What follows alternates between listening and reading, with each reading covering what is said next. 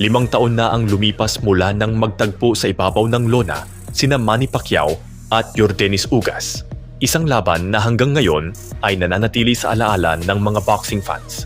Hindi dahil sa panalo ng ating pambansang kamao, kundi dahil iyon ang naging huling laban ni Pacquiao bilang professional boxer.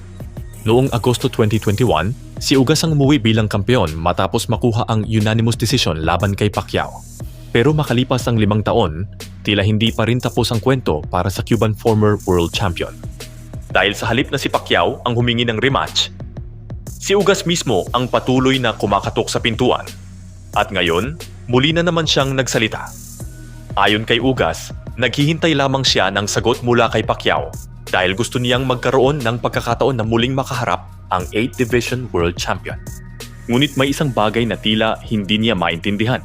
Bakit hindi siya pinapansin ni Pacquiao? Taon-taon ay lumalabas ang pangalan ni Ugas sa mga usapin tungkol sa posibleng rematch. At sa pagkakataong ito, tila mas naging direkta ang pahayag ng Cuban boxer dahil kung hindi umano nagbibigay ng sagot si Pacquiao, nagsisimula na siyang magtanong kung bakit at maging ang posibilidad na natatakot umano si Pacquiao sa kanya ay binanggit ni Ugas. Pero malinaw ang isang bagay sa kanyang mensahe. Gusto niyang makabalik sa ring kasama si Pacquiao. Para kay Ugas, hindi lamang ito tungkol sa rematch. Gusto niyang patunayan na hindi aksidente o tsamba ang naging resulta ng kanilang unang laban. Kung mabibigyan siya ng pagkakataon, naniniwala siyang kaya niyang talunin muli si Pacquiao. Para kay Ugas, hindi ito personal na galit. Ito ay isang laban na gusto niyang mangyari muli. At dito nagiging mas interesante ang kwento. Dahil habang si Ugas ay naghihintay ng sagot mula kay Pacquiao, may isa namang Pilipinong boksingero na patuloy na nagpapainit ng sariling laban sa social media. Walang iba kundi si John Riel Cuadro Alas Casimero.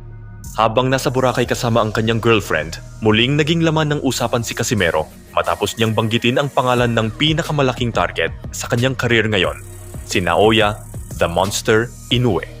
Sa isang vlog, diretsahan ang kumpiyansa ni Casimero.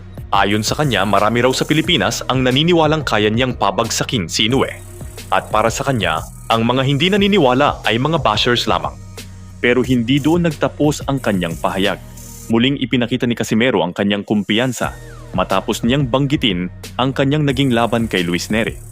Para kay Casimero, kung nagawa niyang pabagsakin si Nery, kaya niya rin umanong gawin ang parehong bagay kay Inoue. At dito pumapasok ang malaking tanong. Magkapareho ba talaga ang magiging sitwasyon kung si Inoue na ang nasa kabilang sulok?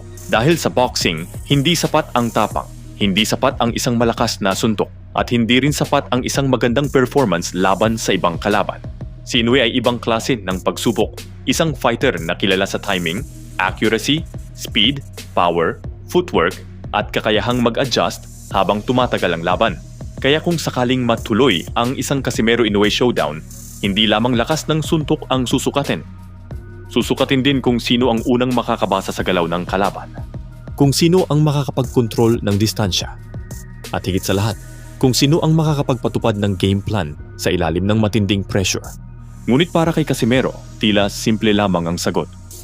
Naniniwala siyang sapat ang kanyang lakas at timing para patulugin si Inoue. At ang kanyang mensahe sa mga kritiko, hintayin na lamang ang araw na magkaharap sila.